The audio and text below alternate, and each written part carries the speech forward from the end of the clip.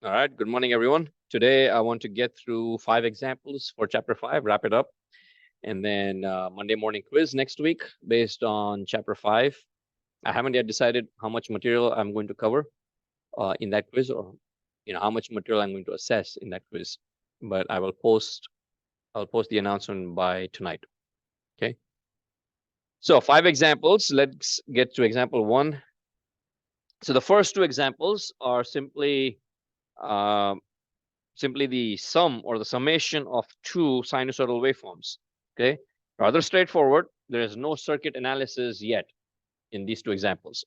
The only thing we're doing is performing a phasor transform and then summing it up using complex numbers. Okay, summing it up using complex numbers. So again, as I said, there's no circuit analysis in the first 2 examples. Even in examples 3 and 4, there's not much in the way of circuit analysis.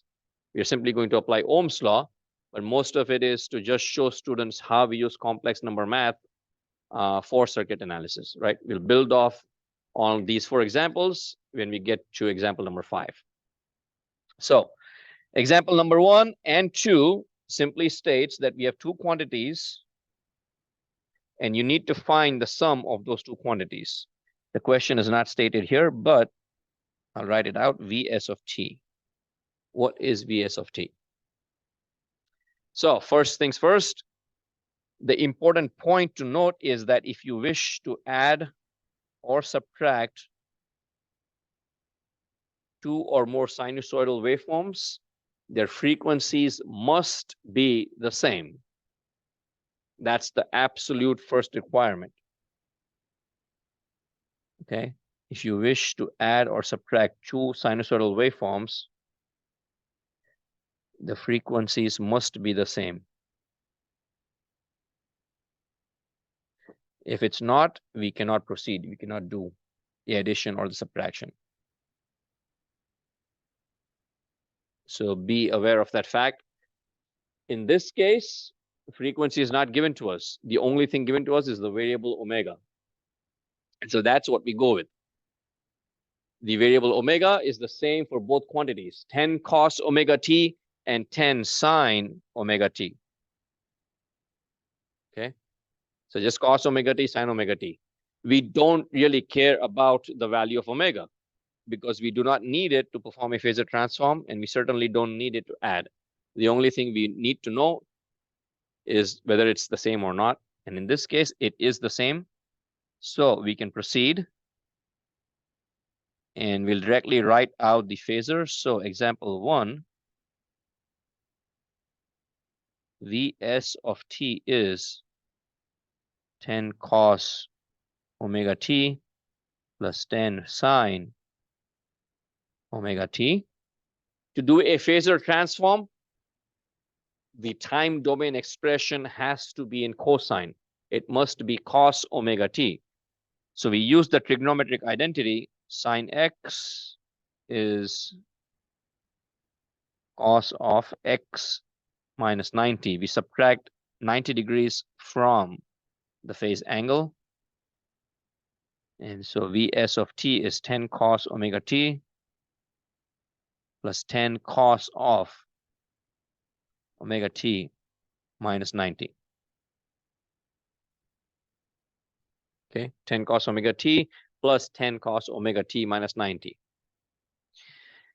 Then we write out the phasor form of both quantities. Magnitude 10, phase angle 0. Magnitude 10, phase angle minus 90. At this point, I would state that if you have a programmable calculator and you know how to use it, then you simply program this equation in there and directly write out the final answer. If you don't have one, like me, then you perform this manually. Actually, not all the way manually. I'm not going to sit here and waste time doing that, right? We have technology at our fingertips. We're going to use that. So in this case, what I'm going to do is I'm going to perform a polar to rectangular conversion. So 10 angle 0 is 10 plus j0. Because I'm summing it up, I want it in rectangular coordinates. And this becomes 0 minus j10. So I performed a polar to rectangular conversion because I want to perform a addition.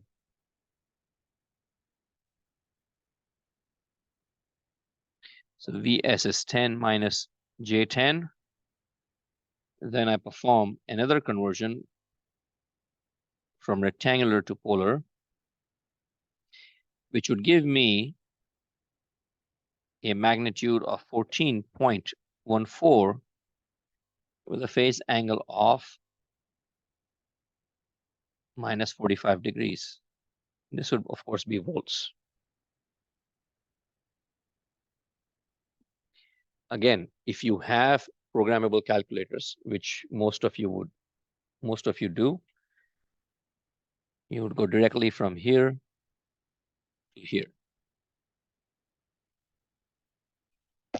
Just be careful that you do not make a mistake or an error while entering this equation.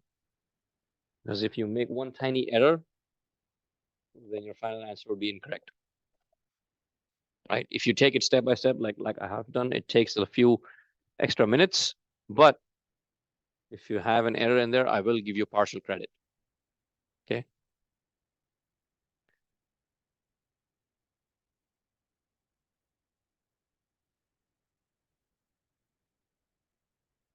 So, do you all obtain the same answer? Now, the polar coordinates and rectangular coordinates for a vector is simply the extension on the real and imaginary axis, right? It forms a right angle triangle. So you can use trigonometric identities to find the relationship between the four quantities. Rectangular coordinates gives you the real value and the the real component. So 10 minus J10, the summation gives you the real component, which is on the x-axis, minus J10, so it's minus J10 going down. When you sum up these phasors, it's a right angle triangle. Take either one of those triangles, apply trigonometric identities, and you should be able to find the polar coordinates that way, which is what scientists and researchers did, or students did back in the day when we didn't have technology, right? But now we have technology, so students can just enter it in their calculators, find the final answer. But as engineers, you should be aware of what is going on and how to determine the values, okay? All right, so my final time domain answer is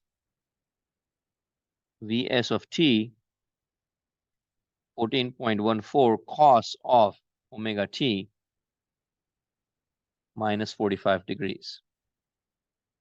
Okay, we are performing an inverse phasor transform at the end, which simply means we take the magnitude of the vector, that becomes our Vm, and then cosine, it always will be in cosine. So cos of omega t, frequency remains the same, frequency does not change, and simply the minus 45 degrees. And that's it, that's your final answer. Okay.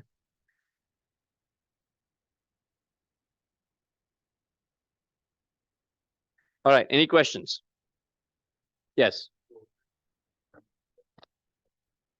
No. Yeah, frequency is not the same, we would not be able to do anything. Yes.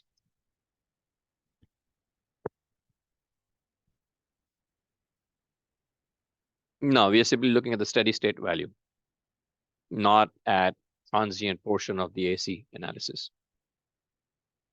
So not as a variable, not as a function of time. It does give you, right? Vs of t is function of time t here. So this equation is valid for any value of time. But no, I would not ask you to find it as a function. I mean, simply find it as a function of time and that's it. Excuse me, sorry. Okay, so example 2 is exactly the same, no difference. All we are doing there is we are summing up two quantities, V1 of t and V2 of t. This time both of them have a phase angle. I'm going to directly write down Vs is 20 with a phase angle of -45 plus 10. Now this is 10 sine omega t with an angle of 60. If I wanted in cosine, it would be cos omega t minus 30. Right? This is 60 minus 90 gives me cos omega t minus 30. The 10 with an angle of minus 30. Now again, you can plug this into your calculator, obtain a direct answer.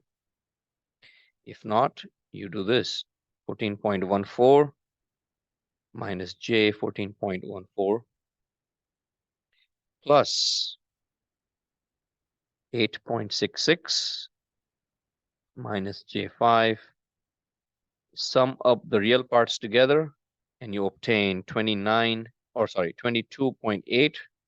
You sum up the imaginary parts together and you obtain minus 19.14. Polar coordinates is 29.77.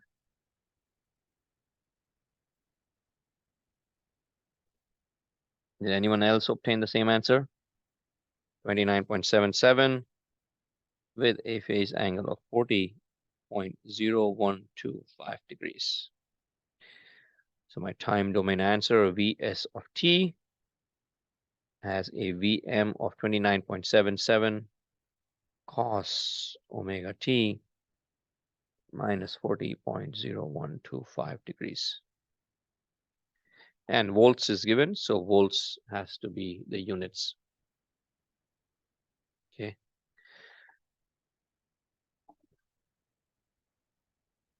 Again, we haven't done any circuit analysis yet.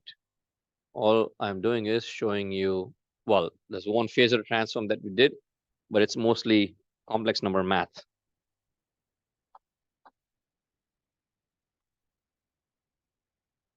Yeah. Which one? This one? Just calculator. But you are correct. Yes, tan inverse. Tan inverse of y over x. That would give you, that's, that tan inverse of 19.14. So if I was to draw out this vector on the real axis, it would be 22.8, right? So 22.8 here. And the imaginary axis would be minus 19, so it points down. So it's minus 19.14. The summation would be, I don't know, somewhere here, intersection point. So somewhere here. And this angle is minus 40.01. So if you take the three sides of this right angle triangle, right? So then the tan inverse of that theta is basically, what did we say? Yeah, minus 19.14 divided by 22.8. So what I'm going to do is, we can't get into this in a 50-minute lecture. I will write out or type out these equations separately, and I will post them on the website, or I will attach it to the class notebook. That's just something that students should know for their own knowledge, right? It's just trigonometric identities and how we do vector math, but it has nothing specific to do with electrical engineering. It has to do with just science and math in general. Okay. But again, as an engineering student or as an engineer, you do not want to be wasting time when you have powerful tools at your disposal. There are websites out there that have these online calculators. We can simply enter the values. It'll click a button. It'll give you the answer. You can use software, MATLAB, for instance. There are so many other powerful software tools out there that can do it. You have calculators in your smartphones, you have separate calculator devices. There's no reason why we would not be able to do this. I like to joke about this. I love new technology. I always like to use new technology, but for some reason, I'm hesitant. I do not want to upgrade my calculator. I don't know. It's been with me since the beginning, and so I'm just sticking with it. I guess I'm set in my ways. All right, any questions? Again, examples 1 and 2, we simply have two phasors. We are simply adding up the sinusoidal waveforms and finding the final answer. All right. Examples 3 and 4. Do you have any questions before I move on?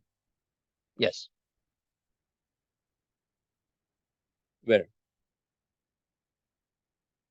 Oh, that's just my way of indicating the phasor for voltage, phasor for current. If it's printed, then it's easy to read from like a book or a journal paper. But I don't know, when you write it out, I don't know how other professors write out the phasors. I just use an uppercase V with those two studs at the top. Okay, examples 3 and 4. Little bit of circuit analysis here. Okay, not a lot, but they are pretty much similar examples. We are given the values of the components. We are given the voltages being applied to those components. And then we're asked to find the current for those components. So just for a moment, think back to chapter 3. If you were asked to find the inductor current from the inductor voltage, what would you do? IL of t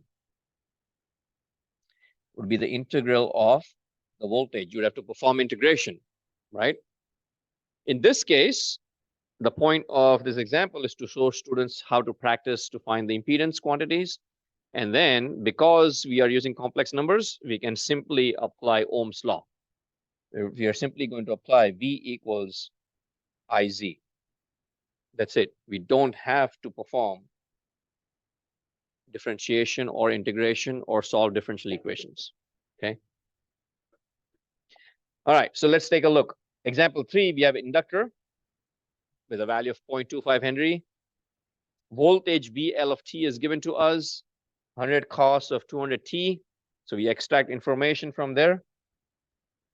And we're going to write out the values for Vm, the magnitude, which is 100 volts. Omega, which is 200 radians per second. And theta, which is 0 degrees. Okay. Extract these three values as a first step. The peak value or the magnitude of the waveform, the omega value, the angular velocity in radians per second, or the angular frequency in radians per second, and the phase angle theta. In this case, it is already in cosine, so we do not have to convert. If it was given in sine, you would subtract 90 degrees from there before you write down the value of the theta. Since it's given in cosine, we simply proceed. I can write out the phasor for Vs directly. Sorry, not Vs, VL directly. That would be 100 with an angle of 0 degrees. 100 with an angle of 0 degrees. Then I want to find the inductor impedance ZL. The equation for inductor impedance is omega L with an angle of 90 degrees. So it's 200 times 0.25 Henry with an angle of 90 degrees.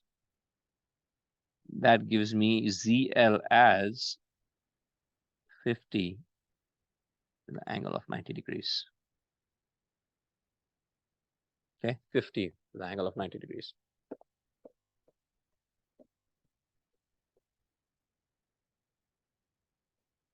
We good? All right, then, let me just show so this is in polar coordinates. The equation in rectangular coordinates would simply be ZL is J omega L. Omega times L will remain the same. 500 times 0.2, 200 times 0.25. So this would be J 50 ohms. This is 50 with the angle of 50 with the angle of plus 90 degrees. This is J 50. In both cases, of course, impedance is ohms. The value is the same. You transform this into either polar or rectangular coordinates, you obtain the same answer. So ZL is J50 or 50 with an angle of 90 degrees. So therefore, IL is equal to, from Ohm's law, I can write VL over ZL. When you perform a division with polar numbers or polar coordinates, the magnitudes are divided. So it's 100 divided by 50, and the phase angles get subtracted. Numerator minus denominator. So voltage VL, which is 100, is divided by 50, phase angle 0 minus 90, gives me a value of 2 with the angle of minus 90.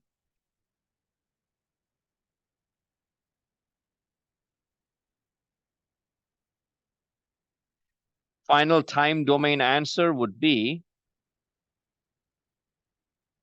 IL of t is 2 cos of 200t minus 90 degrees amps.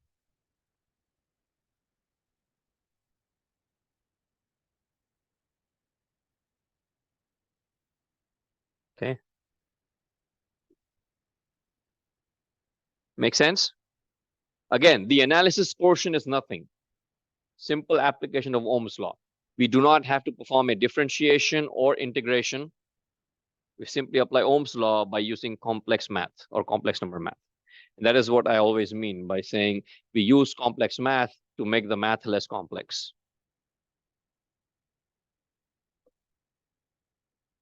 Oh, this should not be there, by the way. VC of t and VL of t are already given to us, so we're not finding them again. It's just an error on my part. But any questions? Straightforward enough? Any questions at all? Do these calculations. Well, I mean, in this case, there's no other calculation to be done. It's rather straightforward. But you can perform as practice, you can still do this calculation on your calculators.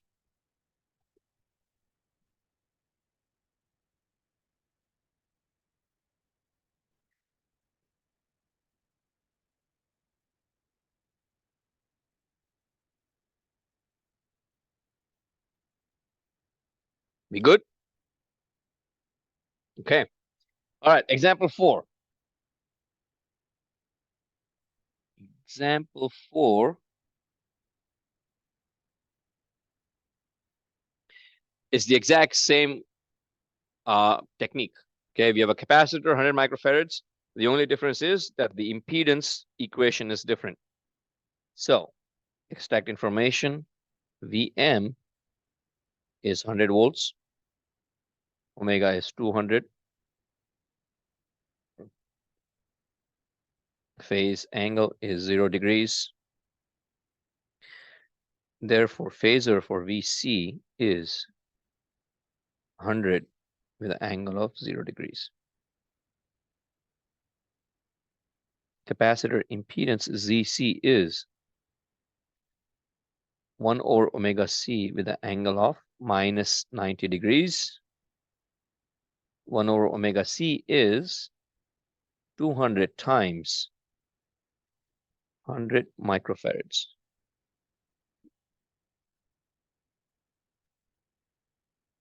Okay, with the angle of minus 90 degrees. That gives me a value of Zc as 50 with an angle of minus 90. Also, the other equation for Zc is 1 over j omega c, which is j times 200 into 100 microfarads.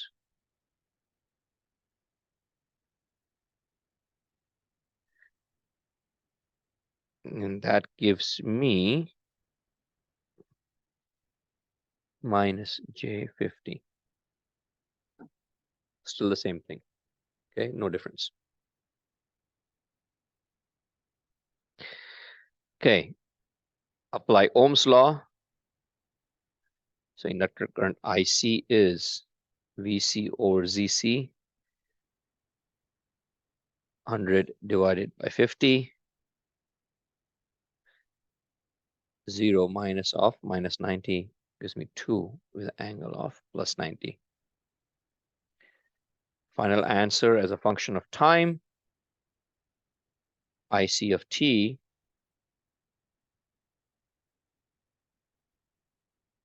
is 2 cos of 200t plus 90 degrees. And that's it. Professor? Yes. How do we get the negative in the ZC equation using 1 over J omega C? So 1 over J, reciprocal of J is, it can be derived like this. So you got 1 over J times J over J. Oh, I see, That right. becomes, got it, right? So you got J over J square, which is minus J. So reciprocal of the imaginary number is the negative of the imaginary number.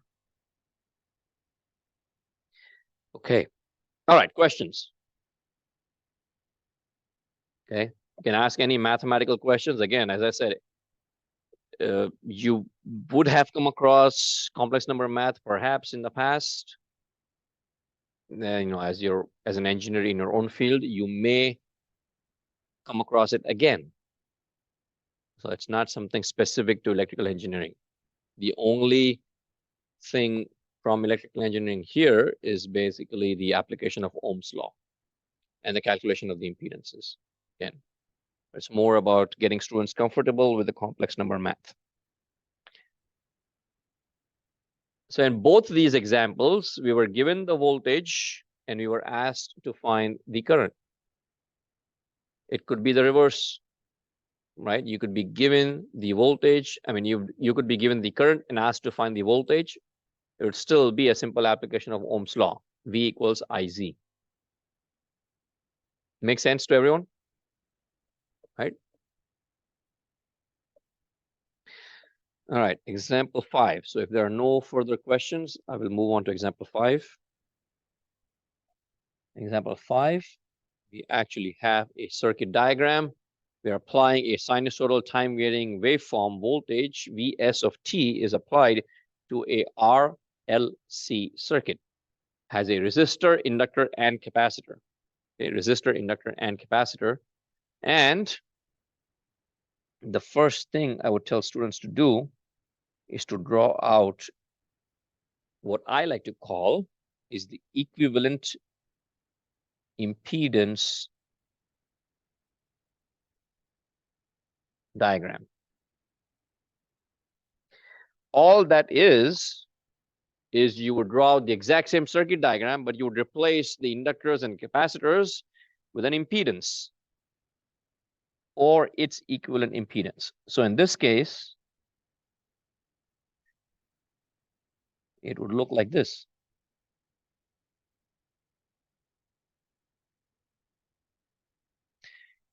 Impedance of a resistor is, of course, the resistor itself, so it stays the same. The inductor becomes ZL, capacitor becomes ZC, voltage becomes the phasor Vs. But what it does is it reduces, or not reduces, it changes the circuit visually for us, for you as a student, into a simple circuit from chapters 1 and 2. Okay. So if you look at this equivalent impedance diagram, what do you see? Think back to chapter 2. What do you see? A series connection of 3 resistors. That's all it is, nothing else. Except it's not a resistor, it's an impedance. So what would your steps be after this? If you wish to find the voltage, so there is a single voltage that is being applied to a series connection of 3 resistors, and you're asked to find the voltage for each one of those resistors, what would you do? That is what is being asked in this problem.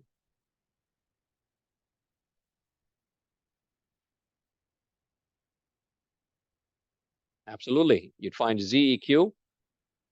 You can either find the current and then find individual voltages, or you can apply voltage division directly. The math is different, but the equations are still the same. Okay? The math is different, but the equations are still the same. They do not change. Make sense? Right? So in this case, we have R, we have ZL, we have ZC. We'll find ZEQ as seen from the perspective of the source, meaning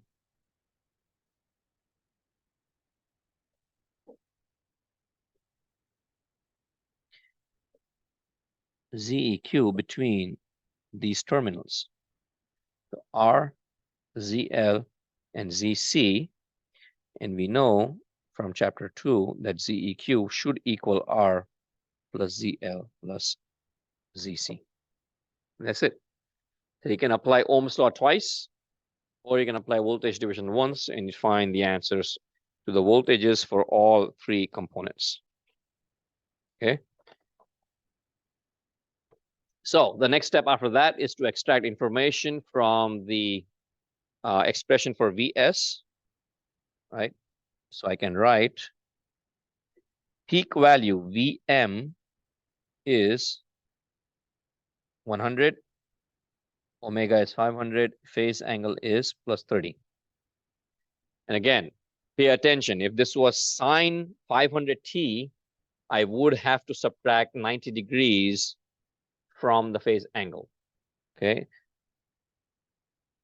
In this case, it's given as cosine, so I do not have to worry about subtracting. So this is 500 radians per second. Phase is 30 degrees. So I can write the phasor form for Vs as magnitude 100 with a phase angle of 30 degrees. Then you'd find ZL and ZC. You can either find polar coordinates or rectangular coordinates. Since I know that I need to add these up, I'm going to find the the rectangular coordinates. So ZL is equal to omega L with an angle of 90 degrees. Omega times L is 500 times 0.3 angle 90 degrees. That gives me, what does it give me? 150 with a phase angle of 90 degrees.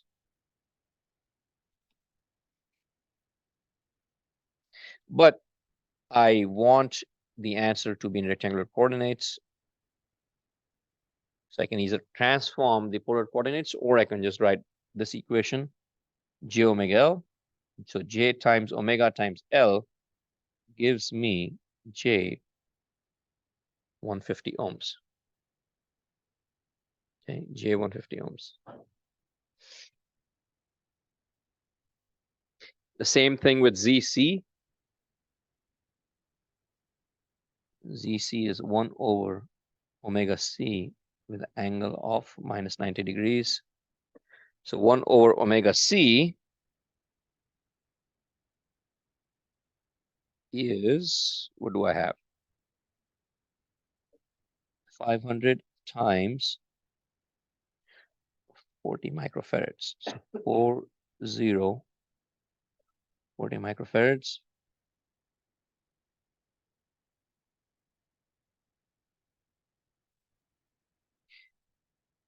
And this gives me 50 with an angle of minus 90. ZC is also equal to 1 over J omega C. So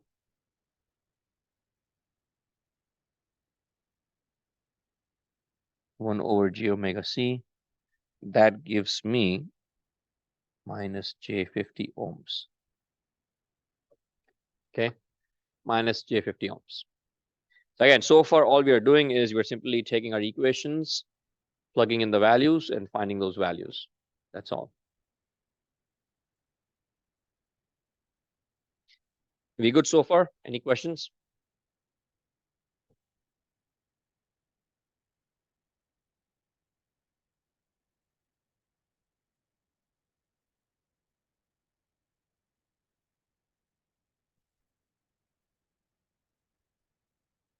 Okay, ZEQ, total ZEQ is the sum of all three. So it's 100 plus J 150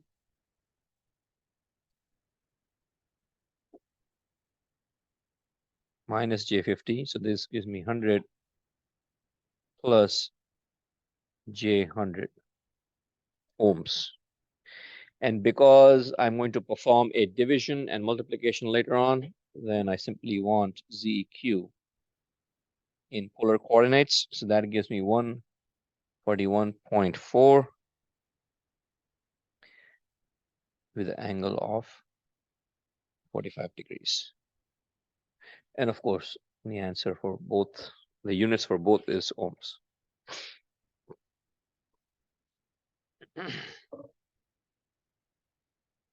So we finally found ZEQ. Next step is to find the total current I in that circuit. So total current I is basically I of t is simply the phasor for I. So again, the whole point of doing this is so that we can apply simple Ohm's law. So I becomes Vs phasor divided by ZEQ. Magnitudes get divided. So 100 divided by 141.4. Phase angles get subtracted. So this becomes 30 minus 45. This gives me a value of 0.707 with a phase angle of minus 15 amps. Therefore, I of t is 0.707. Cos of 200t, oh, sorry, 500t.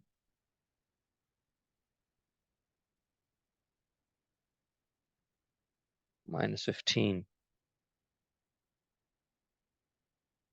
amps.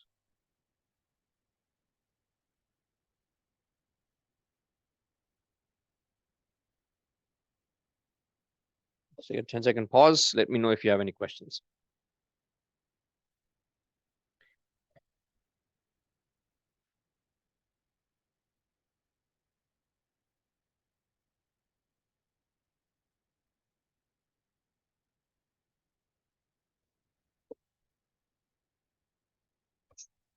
Does it make sense? The steps. I mean, the steps actually, I mean, I'm asking, but the math, does that math make sense? Steps, of course, just Ohm's law, right? The first step is you should draw out the equivalent impedance diagram. That makes things much simpler. Then you can apply any analysis technique that you learn from chapters 1 and 2, and you do the math in complex numbers. Okay. All right. So then once you have the total current I, all we need to do is apply Ohm's law again, and I will give you the answer.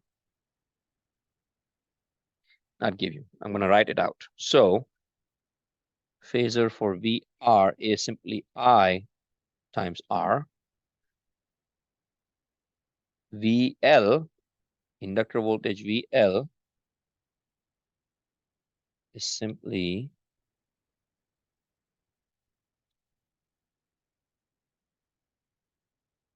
I times ZL, and VC is I times ZC.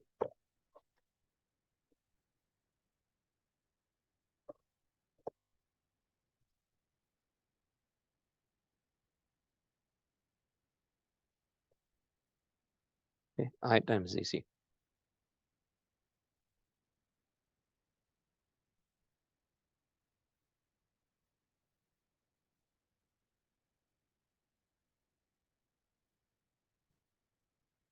So VR is going to be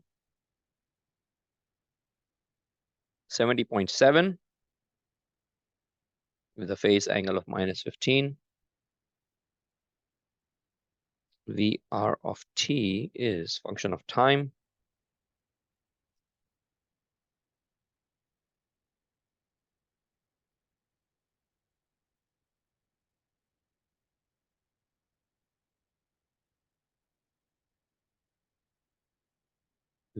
Sorry, keep writing VZ, it's VL. Phasor for VL. The answer is 106.08. Phase angle 75.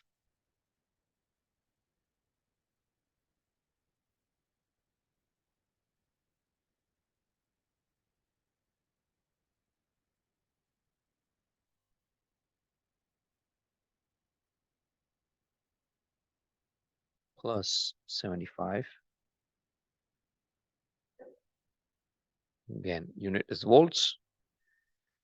And VC, phasor for VC is I times ZC. And the answer is 35.35 with a phase angle of -105. Unit is again volts. VC of t is 35.35.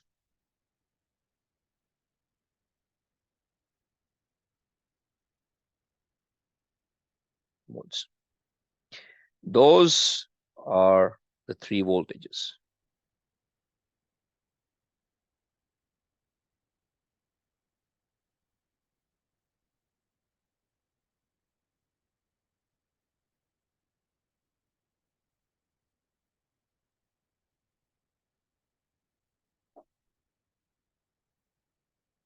And that's it.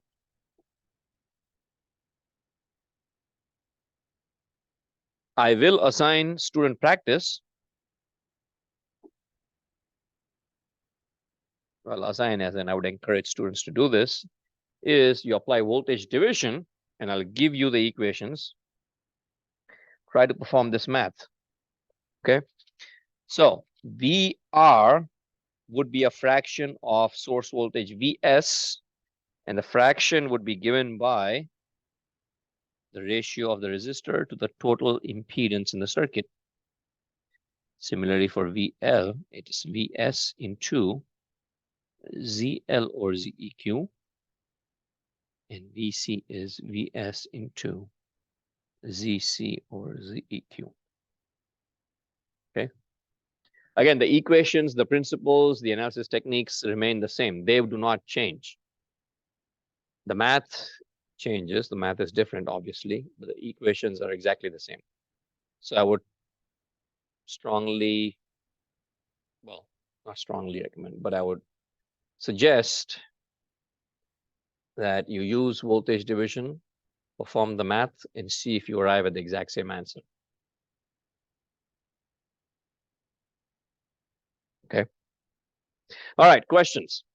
We have time. The only thing remaining is the phasor diagram. So questions. Did the process make sense? Okay, does the process make sense? We started at the top. We drew out the equivalent impedance diagram. Then once we have that, we think back to chapter 2, and we see how we can reduce the circuit and which analysis techniques we can apply.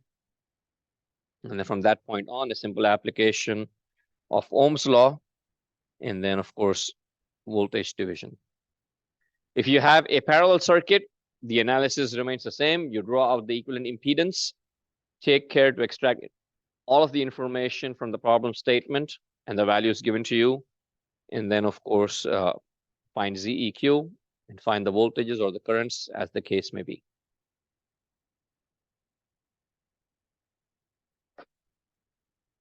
Any questions? None? Okay. Then I'm going to draw out the phasor diagram for all of these quantities. So the phasor diagram should look something like this. All right. Oop.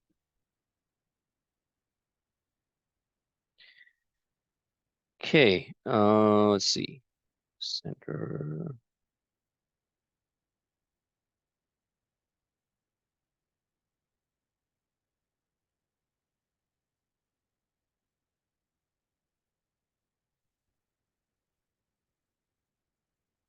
All right, the first thing I want to do is draw the phasor for Vs. Phasor is nothing but a vector. The only thing I need is first the angle it makes with the x-axis, the real axis. The real axis is, of course, 0 degrees, right? The vectors are rotating counterclockwise. So if it's a positive phase angle, then the vector is rotating counterclockwise. If it is a negative phase angle, then the vector is rotating clockwise. Not rotating, but the position of the vector lies with negative with reference to the real axis.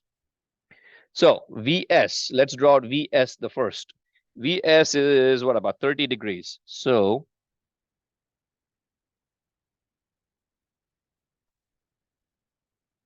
and this, of course, is not to scale. So this is the phasor for Vs, and the angle it makes with the real axis is 30 degrees, 30. Okay. That's the first. Then I'm going to draw out the voltage for the resistor. That has an even smaller angle. Oh, not use this color. It's even smaller. This is VR. And the phasor for this, the angle for this is 15. Note, the value is simply 15 on the phasor diagram. The plus and minus is with the reference. So I already know that it's at minus 15 because it's on the other side. It's not in the first quadrant, okay? So that's VR. At the same time, I will plot out the current I. It's a series circuit that the current I is the same for all of them, but you should remember the current for a resistor and the voltage for a resistor is always in phase. And the angle for both that we obtain is 15 degrees or minus 15. So the current lies directly on top of VR. It has the same minus 15 degrees. It's not to scale. The current I is 2 or magnitude is 2. VR is a magnitude of 70. So quite different. Okay. Then I'm going to draw the voltage for the inductor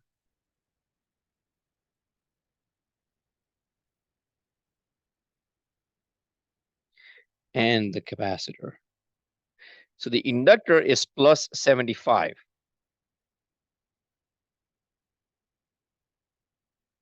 And the capacitor is minus 105. Exactly 180 degrees out of phase with each other. So this is going to be Vs, VL, and this is going to be Vc. Okay, that's the phasor for the inductor voltage VL. The other one is the phasor for Vc.